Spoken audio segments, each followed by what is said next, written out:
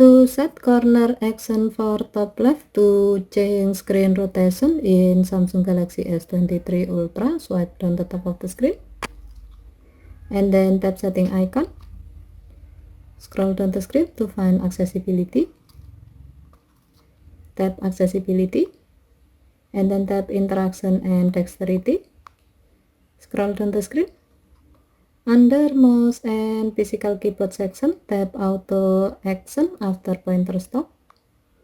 Under corner action section, tap top left and then tap the gray on off switch next to screen rotation to enable this option.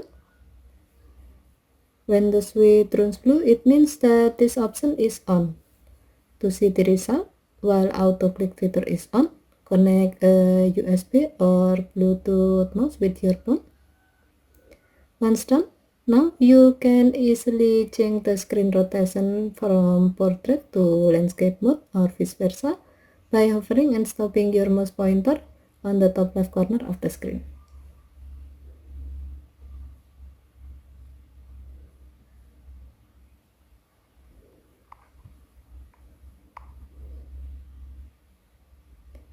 Okay, thank you for watching. Have a nice day.